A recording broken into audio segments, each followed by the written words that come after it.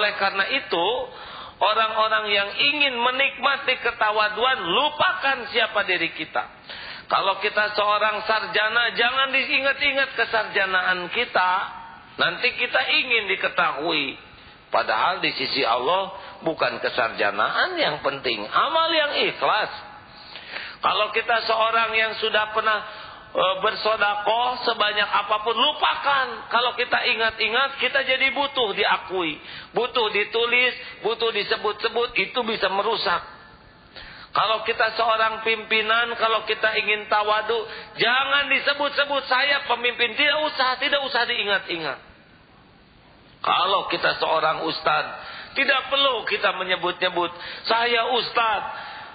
Makin kita mengingat-ingat otoritas kita, kedudukan kita, amal kita, makin kita mengingat, makin kita butuh diakui oleh makhluk, makin tidak ikhlas.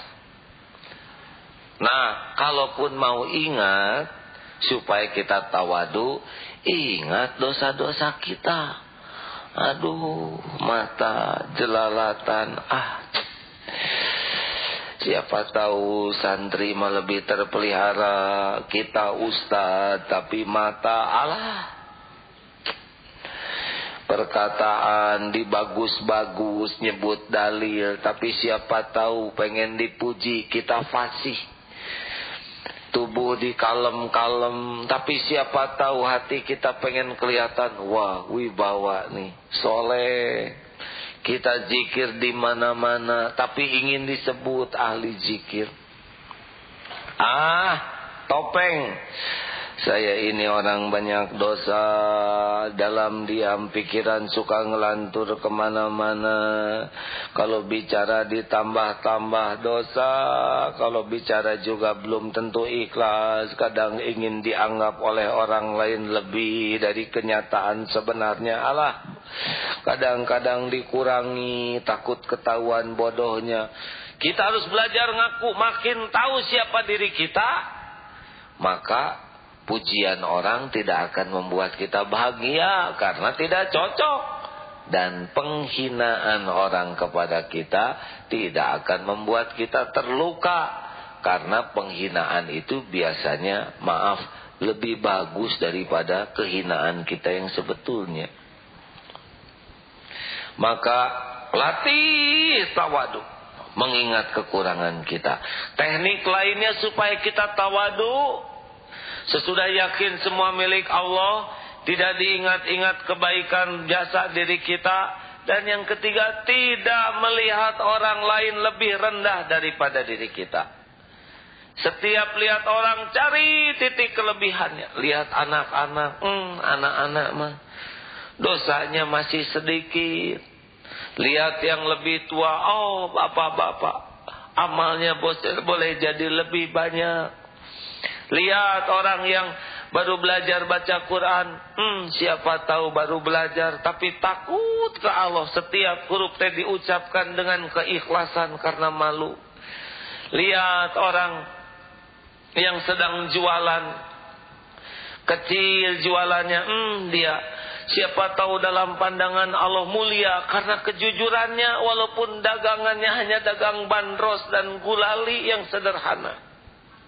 Lihat seorang guru, mungkin dia mengajar begitu ikhlas sehingga dari muridnya lah yang kelak akan menjadi benteng bagi agama dan bangsa ini. Lihat orang, lihat kelebihan, kebaikan. Lihat ibunya, tiap tetesan darah, keringat, air mata. Mungkin inilah yang akan mengangkat derajat seorang ibu walaupun amalnya masih terbatas. Makin senang melihat kelebihan orang, jasa orang. Makin senang menghormat orang. Insya Allah makin tawadu. Kalau kita sudah terbiasa melihat orang lain, kebaikannya, senang melihat kelebihannya, kita hargai, insya Allah makin jauh dari kesombongan, makin dekat dengan keteguhan dan kesempurnaan amal-amal kita. Nabi Muhammad SAW adalah seorang yang memiliki puncak kemuliaan. puncak kedudukan. Beliau adalah seorang nabi dan rasul terakhir. Beliau adalah seorang pemimpin negara. Beliau adalah seorang panglima yang sangat tangguh. Tapi beliau adalah orang yang sangat rendah hati. Beliau menyapa dengan ramah dan lembut kepada siapapun, penuh dengan rasa hormat.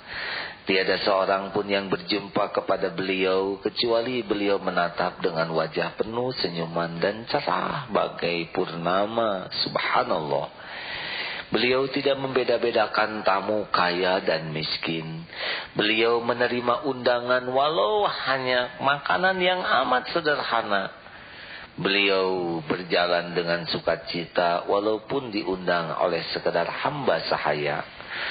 Beliau tidak menjadi bangga dengan naik unta yang bagus dan tidak pernah malu dan minder dengan menunggang keledai walaupun hanya dibonceng.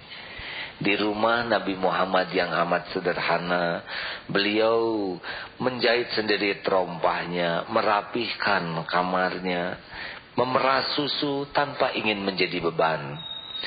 Jikalau beliau ke pasar, beliau lebih menyukai jikalau beliau membawa sendiri belanjaannya. Subhanallah.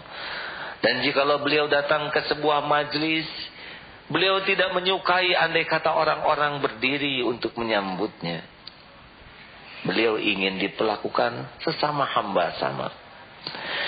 Jikalau beliau berjalan, beliau kurang sependapat, dikawal sehingga kelihatan menjadi megah. Nabi Muhammad tidak mengharapkannya. Jikalau masuk ke sebuah majlis dan beliau tidak kebagian tempat duduk, beliau tidak menginginkan duduk yang utama, beliau duduk di mana saja. Bahkan beliau jikalau menyapa seseorang berusaha mendahului sapaannya, menjawab dengan sempurna, mengantar tamu sampai tampunya sempurna pergi dari rumahnya. Beliau adalah orang yang setiap siapapun berjumpa dengannya selalu merasa puas akan sikapnya yang penuh kemuliaan dan rendah hati. Tidak ada jalan bagi kesombongan untuk menjadi mulia. Kemuliaan, ketinggian hanyalah milik orang yang tawadu.